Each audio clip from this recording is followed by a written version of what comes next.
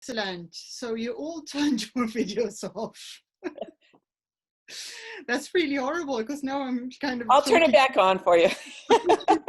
If it starts getting wonky, I may turn it off. It is kind of hard to talk to a screen. A black screen, yes. It is. So welcome everyone. My name is Hannah. I'm actually an archaeologist and a member of the SCA, and I started off actually in the SCA in 1989, which is a lifetime ago, I know. That's true. And then I made kind of a very long leap year. So I think really that the SCA inspired me to actually become an archaeologist. So in 1995, I started studying in Lund, which is one of the big university cities in Sweden. And I did a little more than 5 years of archaeology and realized that I would not ever become actually a digging archaeologist, not a field archaeologist anyway. So I started a small company together with one of my friends, and we'd been studying some of the courses together, and we had a really good time. So we decided to start a small company together, and that's the Memento. And we started off working with historical food, which was in 1999 when we started, was way off the map. No one was really interested in anything we did.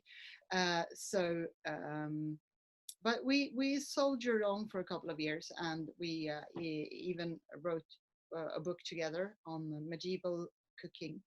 And that one is a book that's based on 2 medieval manuscripts, both from Denmark. And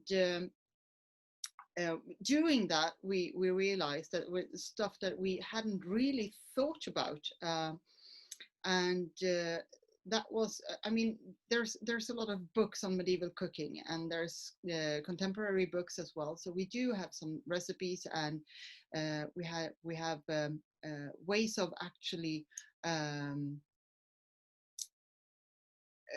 finding the recipes and interpret them really quite good, really, I would say. It's not that difficult, but what we do not really get from the recipes is who cooked them and when were they cooked and what kind of surroundings would be, where would they be set. A lot of the recipes we can actually say it's for rich people. The advantage of the 2 Danish manuscripts is that they are actually not so rich in fats or expensive parts. Of course, there are a lot of herbs and flavors that were imported, but still they do have some recipes that would be for a poor man's household more. But usually we just see the kitchens of the grand houses, and we have no real access to what people ate. We started digging into that. We were talking about season and climate, and well, we started off with the eggs. That is one of my thing that I really like. I like chickens a lot, and my mother have chickens and hens and eggs and whatever since I was a kid. And I noticed that the eggs I would buy in the store actually was not the kind of eggs that my mother's hens, or the right size, what my mother's hens would lay. So it started off there with the thought of, oh, but okay, animals didn't look the same. A lot of them are quite much bigger now than they were just 200 years ago. And we started talking about that, and I started off weighing eggs. This is really crazy, not just weighing the egg itself, but looking at the content of the egg, the white and the yellow, and realizing that the yolk was actually as big in my mother's old style hens eggs that as in the modern days, but the white was much less. So we started talking about that proportions and understanding food in another way. There's a question in the chat about what is the egg-laying season in Gotland? Oh, that would be, it depends on what kind of race you have, what kind of hens you have. But the ones my mother have, well, she's not from Gotland, so she has hens that are from where she comes, and they are really old style hens, and I would say they are as close to the Viking age as we can get. They start actually in January, and they go on until October. So we have 3 months more or less without eggs.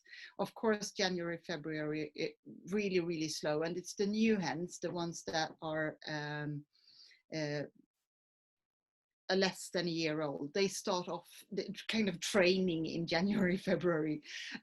So first of all, there's like really tiny, tiny eggs, and then they get bigger and bigger and well, closer to season. So I would say around Easter, usually there's a big production again, but at the same time the hens would really like to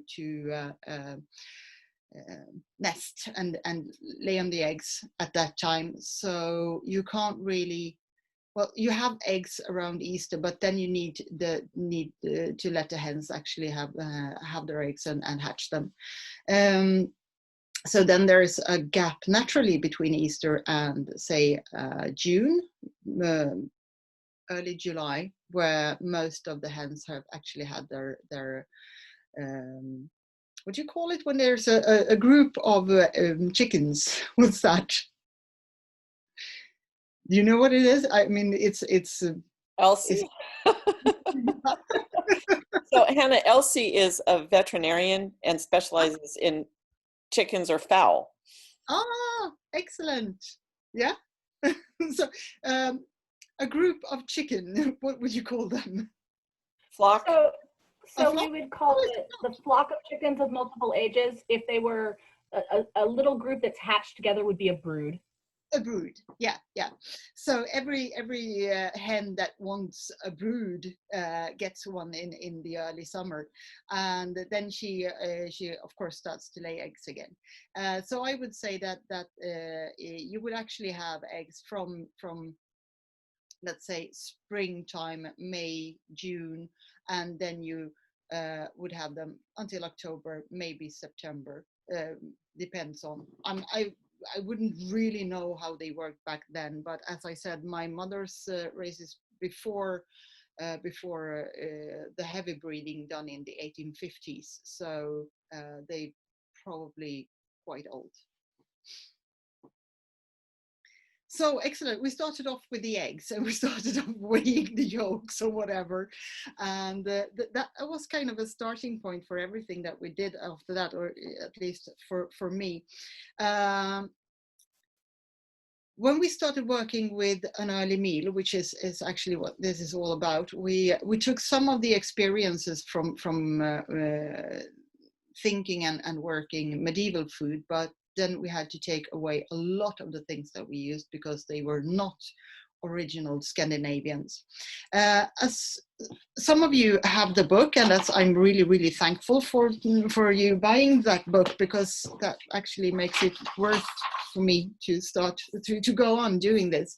As you can see in the book, we actually plotted out Scandinavia, and we have different, like Kaupang in Norway. Lofoten is all the way up in Norway, and we have Birka here in Sweden. This is by the way the island where I live, and Danish parts of Denmark, and of course we're all over to England here. And that is to point out that the food has not looked the same at all these places. We're very, very dependent on where we live in Scandinavia, because there's a huge difference between the north and the south. So the thing that we did was that we actually decided to make the recipes show different parts of Scandinavia and what would be accessible at those different parts. We also included England because the Vikings went all the way there, and well, they actually went further than that, but made a huge imprint on that society. And they would of course use their cuisine, but they would also be introduced to food stuff that wasn't necessarily used in Scandinavia. And one of the interesting thing is that seafood was not. We have actually no real evidence of eating seafood, shellfish or whatever in Scandinavia at the time. We do have it before and we have it after, but we have no evidence of eating it during the Viking Age. But on the contrary, we do have the evidence that they ate oysters and mussels and stuff in York. So we have the same people and we have the same kind of cuisine, but suddenly there's an influence from somewhere else, which I find really, really interesting. Working with these different kind of places, we started off, of course, with the local. What can be grown? What edible stuff do you actually have in these areas, and how do they differ? And we started off with actually differentiating the kitchens on climate and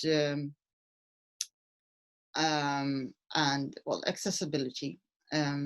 So, and we also, of course, worked a little bit with the traditions that are still living. I mean, coastland, a lot of fish, dried cod would be part of the Norwegian food, maybe, probably in the rest of Scandinavia too. But if you're having a dried cod recipe in the book, then we need to place it in Norway because that would be the most logical place to have it. So that's the nature, and we need to really go down to look at it and see what is actually growing and what has been growing for a long time. Because I mean, looking at Gotland, I can say that we do have almond trees, and we have walnuts, for instance, apricots, some people grow, mulberries, but they are all introduced much later. They're probably introduced like in the 13th or 14th century, something like that, or even later. So even though there's a climate that does actually allow you to grow these things, we have no evidence of them being grown at the time. So we have to rule those out as well. We've tried to stick to the things that we can prove, or very, very nearly prove that it has actually grown at the time. That's one thing to figure out. How did the climate, what did the climate look like? What kind of plants, what kind of herbs do we have, or do we have evidence for during this period?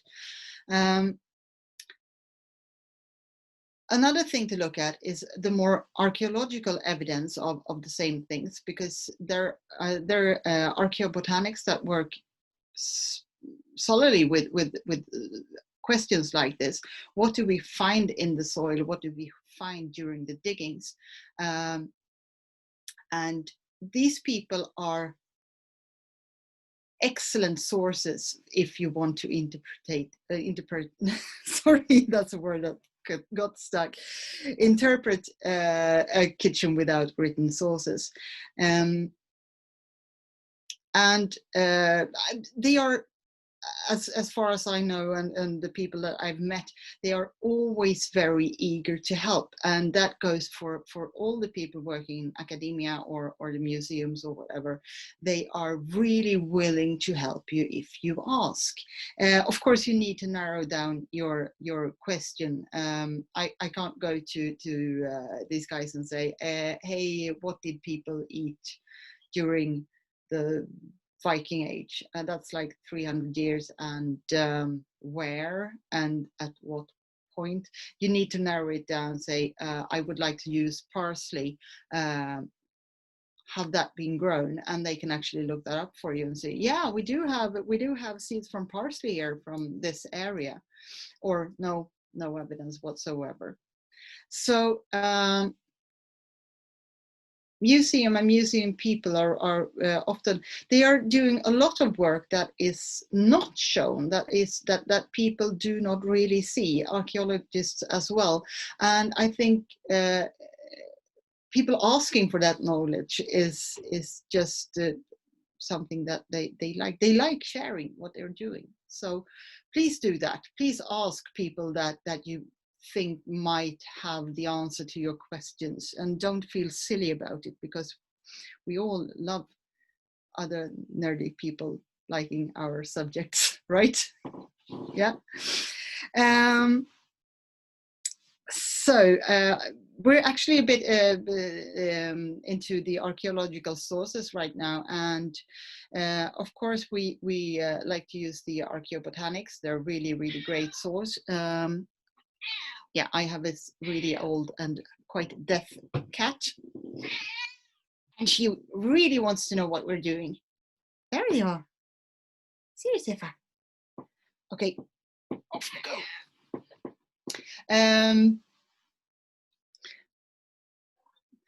She's really offended. I just need to say this. I should feed her, not talk to computer. Anyway, the archaeological sources are of course the Archaeobotanics, but also the actual pots and pans. What utensils did people have? What can you actually use? Do you have a frying pan? Did people use frying pans? What were they shaped like? We're talking about frying pans is a good example because they are all flat from the Viking Age. There are no deep pans. They are all flat. So of course you cannot fry anything in grease, because that would just run off the sides and end up in your fire, which would make the fire burn quicker, right? So it's no frying in grease, no. Probably they're more like for dry roasting your bread or something like that. So I would say, oh, there's another one. Hello.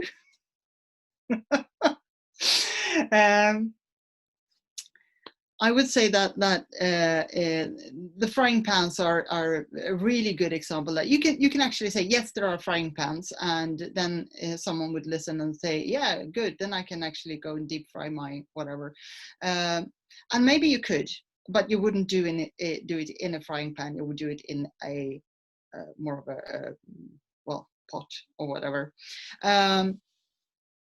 So whatever utensils you have, whatever kitchen thingies you can find, is also important for how you cook and what you can actually cook.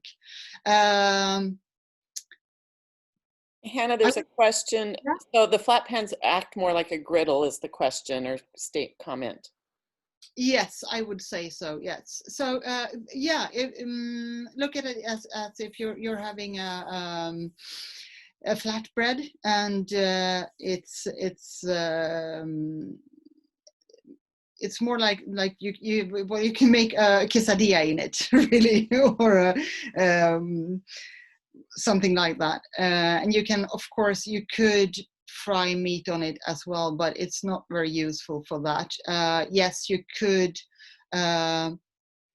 fry your sausages, but you would have fat dripping out of the pan, and that would be really wasteful. And also, talking about sausages, the only mention we have of them are actually kettle worms, so they were not, of course, boiled in a kettle then.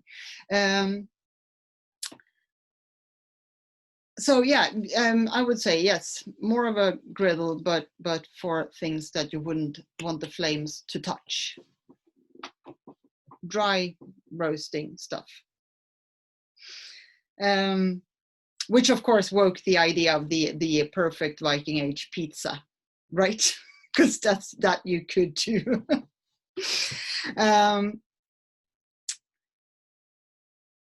Other utensils, yes, we tend to see a lot of iron kettles at the just dip it in bacon grease. Yes, in a pot, but not in a pan.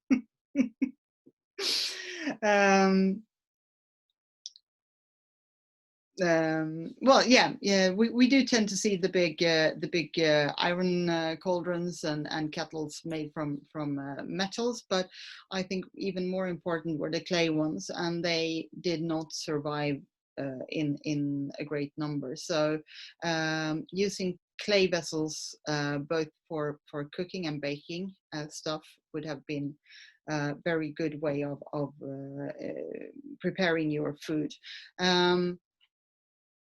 Speaking of that, I would like to point out also that we do tend to do a lot of our cooking outdoors, and that is because, of course, we do not have like Viking Age hearths.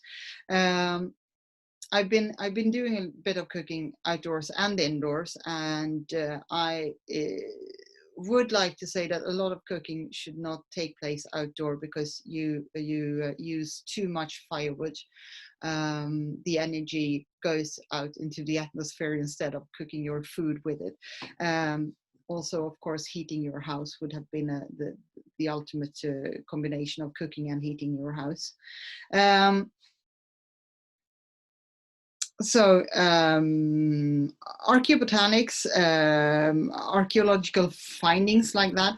Another thing that we don't use a lot is the osteology, and I really love the osteology because that is actually telling us what kind of animals were kept and how did we eat them. We do have a recipe for tongue in the early meal, and that is entirely based on osteology and the osteological report. And from Uppåkra in the southern part of Sweden, nowadays Sweden, we have the finding of cow's mandibula. What do you call it? Yeah. Yeah, thank you. And on the inside, around here, are cut marks from where the tongue has been taken out. And for someone to take out the tongue just to throw it away, that would be no use whatsoever. So the thing that you can actually, if you can actually see the cut marks from taking out the tongue, you can actually say that yes, they used the tongue. So that's the tongue recipe in an early meal and the Uppåkra.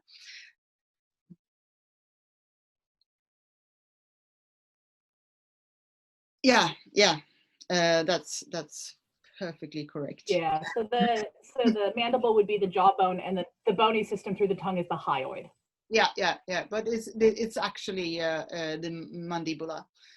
So it's on the inside of the mandibula where you can see the cut marks. Yeah. So anyway, that's one way of looking at the osteology, and another one is actually counting bones or weights of bones or whatever you want to, just to try and find out the proportions between pigs and cattle and whatever you have on the farm. It's also a good way of looking at, actually noticing when new animals arrive on the farm, like the chickens arrived during Viking Age to Scandinavia. Before that, we did not have domesticated fowls. We probably ate wild ones, but not enough. So I would say that egg dishes are really new for Viking Age, and that would have been something that you would have been new to, and therefore maybe a bit more exotic than later periods when it's a really good surviving food.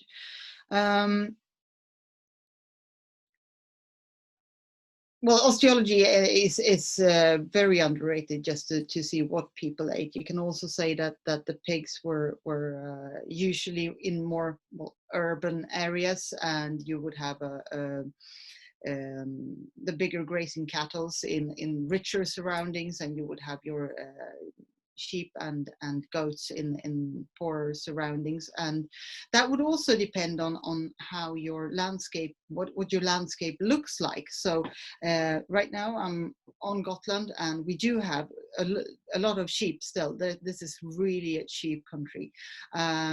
And of course, ewe's milk would have been more common here than maybe other places. And I would say that's because we do have a landscape that's really good for sheep. We have pastures, but they're not rich. They are rather, actually, it's kind of a rocky place, this. So suitable for someone that eats grass like the sheep does, but doesn't need a big rich pastures like your cow would. Also, of course, you could argue that a goat would go well here as well. But on the other hand, goats as I've met them, prefer other stuff than grass. They wouldn't like really to eat just grass. Actually, they can walk around in grass and it's like, I'm hungry, there's nothing to eat here. So they would rather have kind of a shrubby area to eat from. So anyway, looking at the Gotlandic materials, I would not be surprised. There's very little done here, but I would not be surprised if we had a great deal of sheep's bones around here, even at the Viking Age. So use osteology or use the archaeobotanics, because these are people that will answer. If they can, they will answer you. That's a good thing. So different places, of course, yes, we do have different climates and stuff like that, but we also have here in Scandinavia, the season is really, really important. When we started out, or rather when I started out working with contemporary food and the new Nordic kitchen, people were talking about seasonal cooking a lot, and I was kind of surprised that people were seeing it as like, yeah, I add this seasonal ingredient to my usual cooking, and now the cooking is seasonal. It is not, I tell you. There's a lot of things that you think you could combine, but that is actually not possible. Say, for instance, that I want to make a porridge with fresh cheese, and also the very young spring onion spring leeks that we have here on the island. And it sounds really good, and actually that's very much how we eat it nowadays, but it's totally wrong. During April April to May, you would of course have animals that have given birth to whatever they are, you know, but they would still be giving the milk to their offspring. So people would not use fresh milk in April and May, or June. Actually, it's not until the calf or whatever starts to eat the grass in July that you can actually go there and have some of the milk for the humans. And of course, it's kind of logic that you could use them, combine them, but at the same time it's not, because you wouldn't, because that would be a waste of resources. So then you have to go back to the drawing board again and say, but I want cheese with my spring leek thingies. What kind of cheese would I have at that moment? And then you will have to just, because yeah, we're kind of a hard cheese country. We would probably have dried old cheeses made in September last year. So yeah, you'll have a mature cheese with your spring greens. Yeah. So that's archaeology, and of course you need to think in season, and there's a lot of fishes are really, really hard. That's where I stumble all the time, trying to use a fish that's actually in Portugal. at that time of year. That's like, okay, yeah, because they're not here right now. So can't use that one. Or deep sea fishes that you can use during winter because they come up to shore, but you cannot cook them in June. So I can't combine them with fresh herbs because that's not available in January when the fish is. There's a lot of stuff like that to think of as well. Smoked or dried fish? Yes, definitely, absolutely, but not the fresh ones. You would dry fish. Absolutely dry fish. That's I would say with no doubt we had a lot of dry fish. We do have a climate for drying fish, and we do have the traditions of drying fish. So yes, we would use it like that.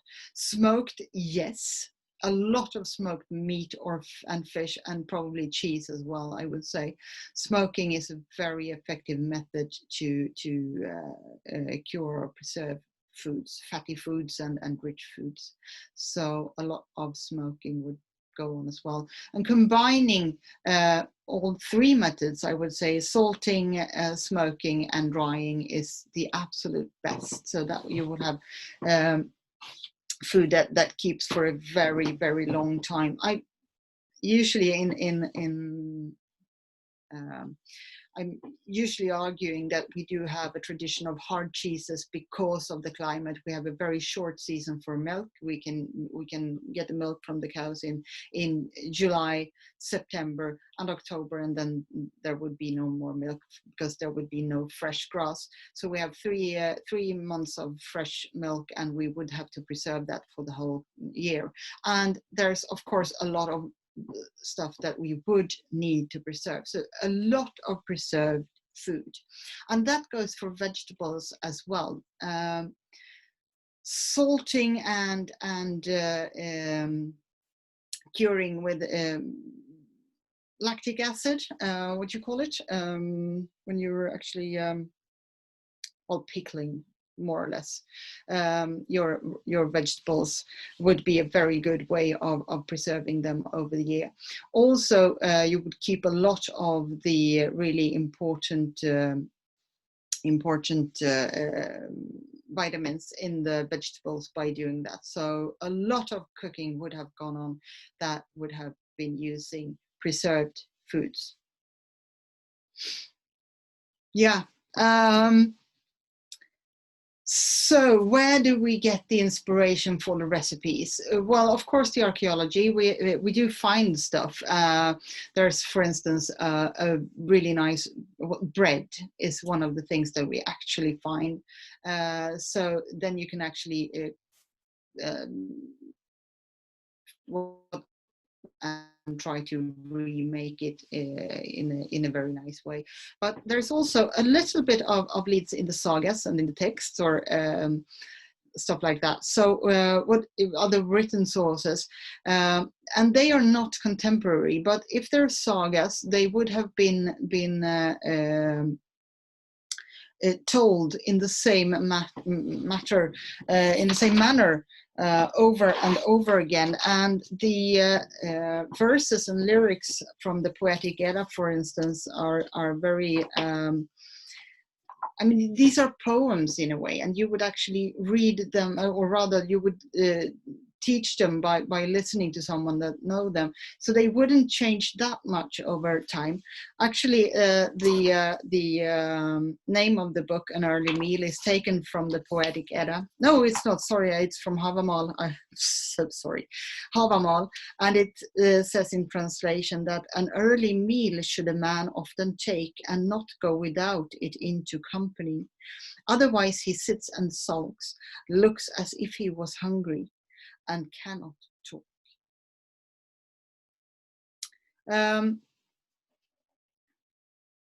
How you ate and what you ate was, of course, also important. The sagas tells us a little bit on what you ate. I do have a passage from the Poetic Edda as well, that we base the herring and oats on. And this is where I reveal my true age. I need reading glasses. Ferry me over the firth.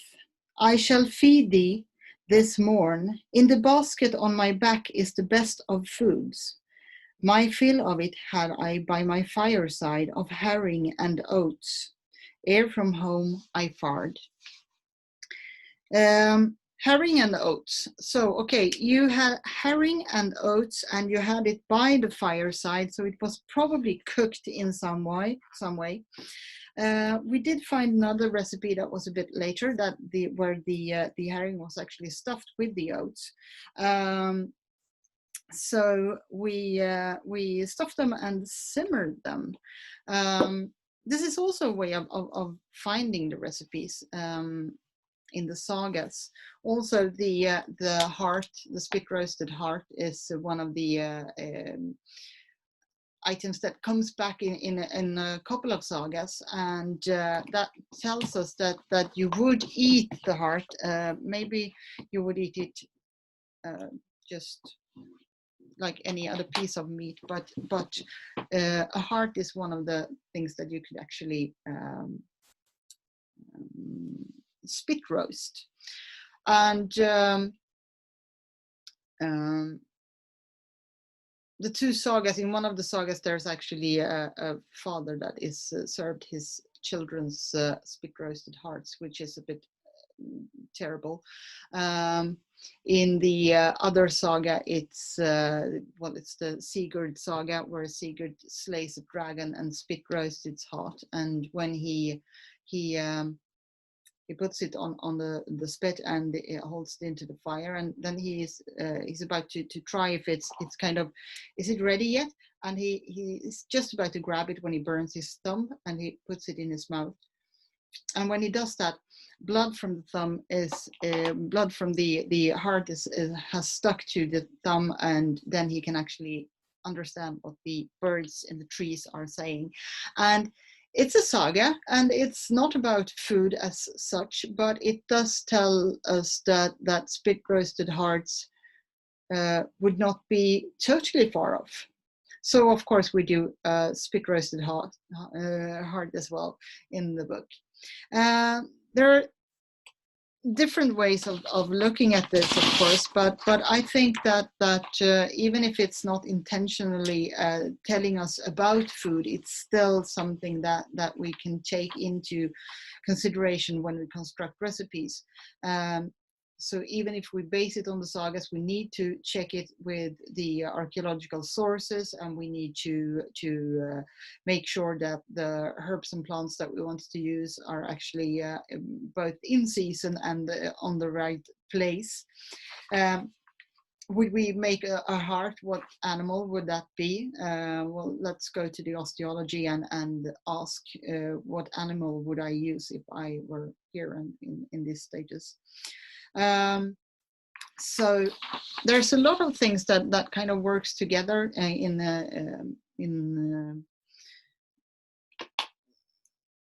inventing cuisine with no written sources. And of course you can use this all over the world. You can use this anywhere, the method. And what I think that we do, especially in the SCA, we do love our feasts, but they tend to be based on the same recipes over and over and over again, right? We've seen those pies. Please send us something new. So what I would really, really like to see is that more people try to create their own interpretations and take these different things into consideration. Even if we do have written sources, we do have a lot of the kitchen work that is not in the sources. So I would really urge you to, yes, please read the recipes and get a feel for it, but try to make your own. I would really encourage people to grab a persona, not just the name, but a place and the year and the whatever. And maybe you don't need to do this for your whole SCA persona, but it would be interesting. And I kind of lost a thread on this one, unfortunately, because I started this spring, but this year has been absolutely crazy. So as you know, everything is upside down. Anyway, I would like to go on working with this, because the more people actually looking at a time and a place and a persona and trying to create recipes belonging to that person, I think that would be so very interesting to look at.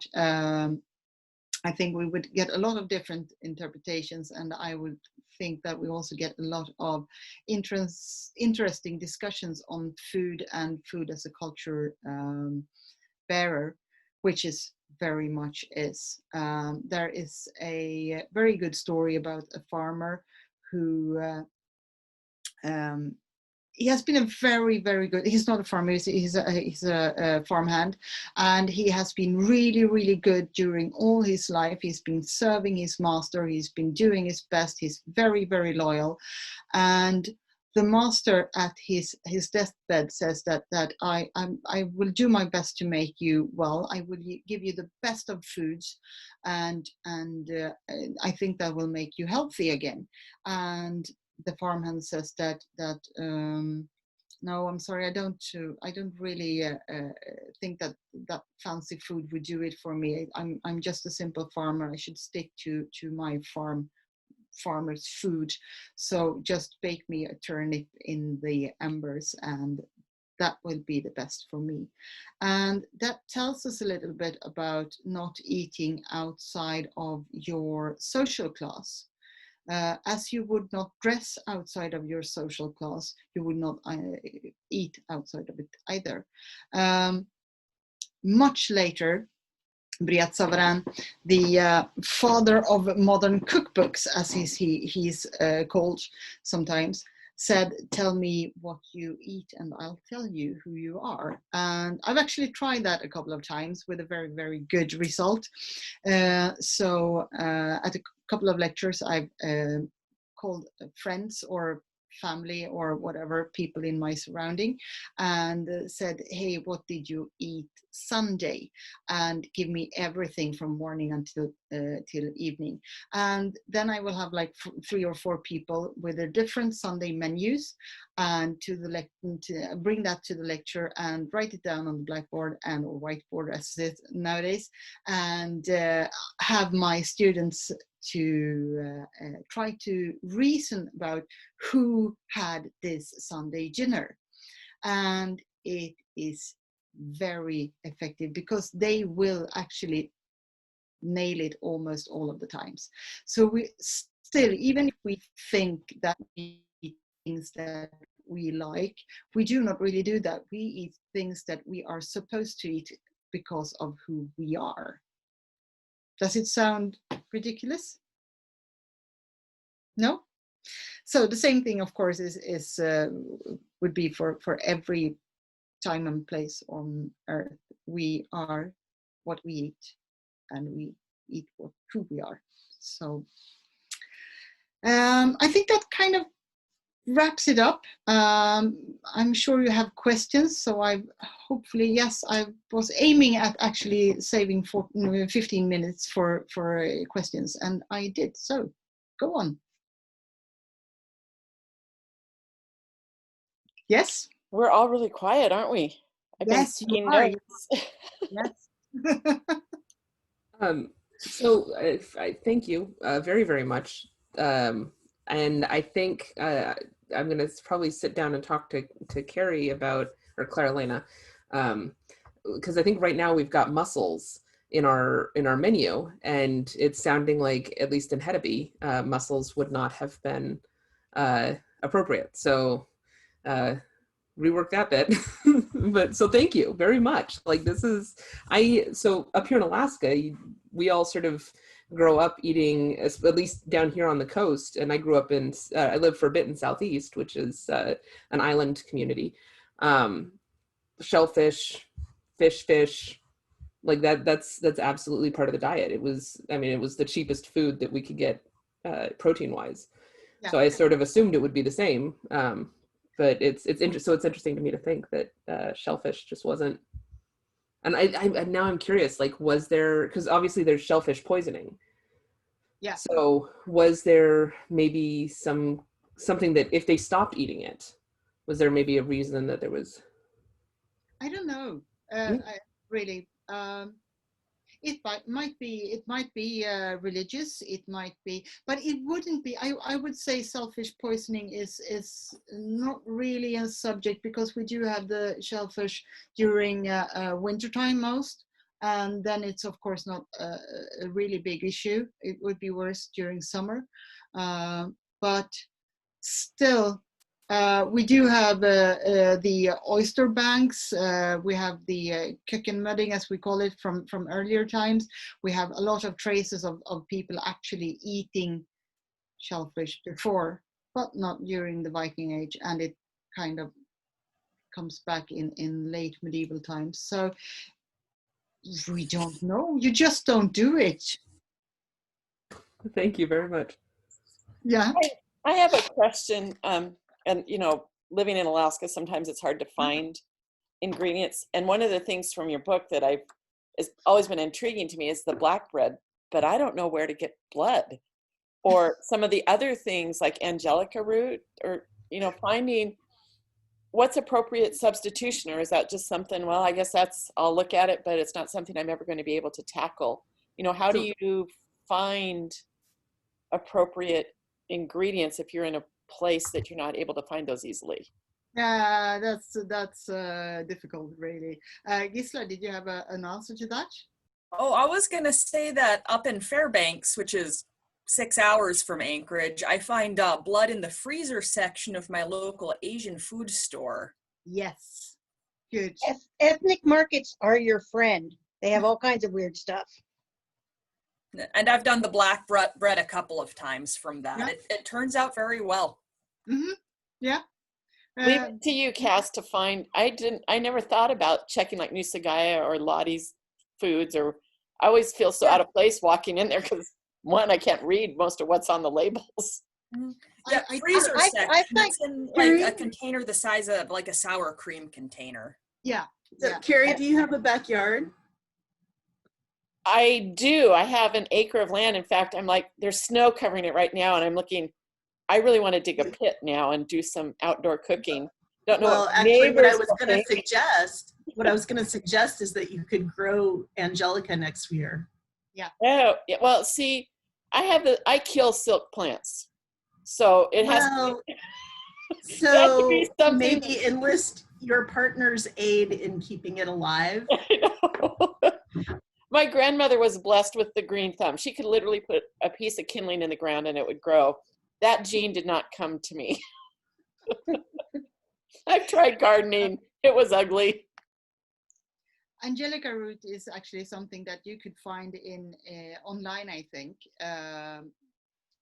You have to be able to actually get it online, because you can use dried and just soak it. So try people that sell herbs for medical reasons. They usually use angelica root. It's kind of something that is there. So try that, I would say. You could also talk to Duchess Eleanor in Ontier, who does she's a laurel for gardening. She can grow all kinds of fabulous obscure period stuff.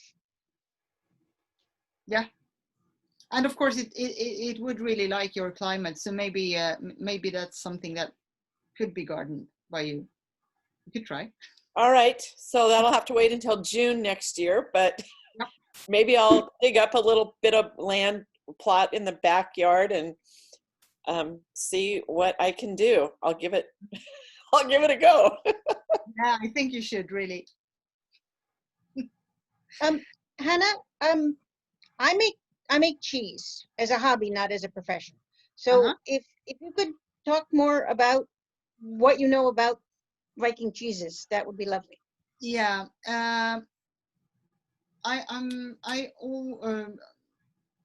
usually I get the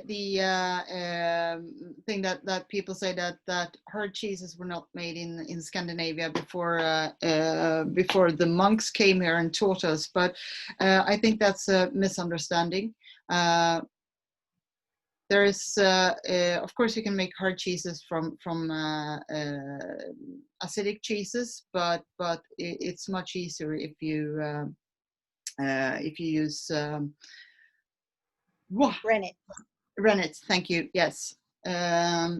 So I do think that rennet was used. We do have some early descriptions of using rennet, and or using a piece of a calf's stomach. Also, I usually say that I think that's the beginning of making cheese, really, because if you go back far in time, you would actually hunt cow-like animals, and you would, if you had a calf, actually have the cheese already made in the stomach. So I think the idea of making cheese is more or less springs out of the calf's stomach or whatever. So I think I'm definitely sure that we made cheeses of that sort up here, even in the Viking period.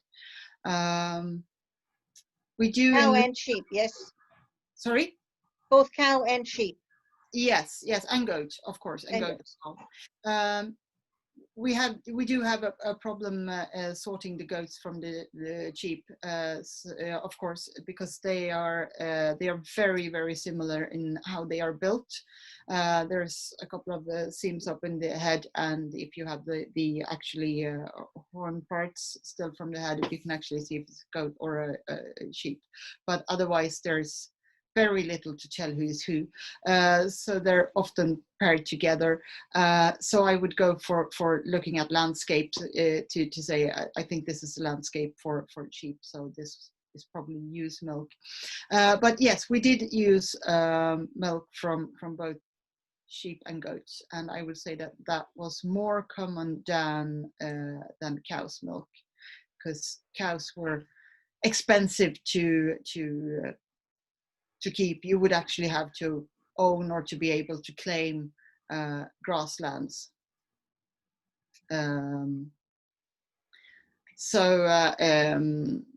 Yeah, I would say goats or sheep milk first, and making cheese from sheep's milk or ewe's milk is actually better, because it has a higher level of proteins in, and also a bit more of fats, so you would get more. I think it's actually for cows and goat, you would have to have 10 liters of milk to make 1 kilo of matured cheese, and from use 7 liters. So it's quite a big difference. You would actually get more cheese out of your sheep. Yeah, ewe's milk is extremely rich. Yes. When I do cheese making classes and I'm talking to people about it, because most people here have never had sheep milk to drink. No. I tell them it's like you take a glass of cow's milk and stick a butter in it. That's what it tastes like.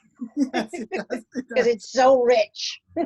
Yes, absolutely, and it also makes very, very nice cheeses. So when I buy cheese for reenacting purposes, I actually go for matured ewe's milk cheeses. That's a pecorino, for example, is really good as a probable flavor for a Scandinavian cheese from the time. Yeah. Thank you. More questions, anyone? I think there was a question in the chat about which is your favorite recipe out of this book. Oh, that depends on a bit. Most fun to work with, or like most to eat. Well, the one that I always go back to is the traveler's porridge. That's the simple one, that one that is you can use it almost anywhere. I also in that in the same way, I do like the ember baked turnips, and the thing is that they look really boring and they taste lovely. They get these kind of caramel flavors from baking in the embers, so that's lovely as well. Maybe Sorry, which porridge? no, the ember baked turnips. No, before And what you the said before? porridge for a traveler's porridge. Traveler's porridge. Yeah. It's on Yeah. page 98. Yes. I'm looking. Yep. Traveler's porridge, and that one is so useful because that's kind of just the base, and then you can turn this into a summer recipe or winter recipe depending on what you put into it, really. Ramsons and leeks are of course early summers, and but this year, which was quite well, as you know, the climate changes actually changes our surroundings as well. So what we've got now is actually a climate here at Gotland that reminds us very much of the climate as it would have been during the 900s, which is quite nice because this year we did have it's not really nice, it's horrible actually, but this year I had a second harvest of the ramsons, which was a surprise to me because I haven't seen them before twice a year. It's been only springtime. So yeah, that's nice. Also like Ramsons being wild onions? sorry, yes, ramson. Ramson is a wild onion that is very interesting in another way because ramsons are native to Scandinavia. They are spear-shaped. They have spear-shaped leaves like this, and they do smell like garlic a lot. So you can actually walk past where they used to usually stand in the shadows of trees, and you can walk past and it's like, oh, there's should be ramsons somewhere here around. So you find them because they do smell of garlic, and they're really nice. And the fun thing is that in Scandinavia, they were called during Viking times geirlok, which is actually spear leek. And I was then just going to say, this is the spear leeks from yesterday's class. these are the spear leeks. And then you go to and then the Vikings went to England and came across garlic, which was called kloflok, onion in pieces. And they looked at it and say, oh, it smells like geirlok. And then it turned into a garlic. So we don't have the word anymore, but still it's a Scandinavian word for something else that has named a plant somewhere else, which is really fun. All connected by smell. By smell, yes, it smells the same. Yeah, it has this kind of a sulfury smells. Yeah. I'm gonna Cool. go ahead Thank and you. interrupt. We've got another class coming up. I can create a breakout room if people would like to continue discussions. So Yes, what I'll please. do is I'm just gonna give everyone the option of going to the breakout room, and if you don't want to go, then just say no. If our next class coming up is Viking embroidery. Yeah. So Don't send me to the breakout room, and I'm going to stop the recording for this session.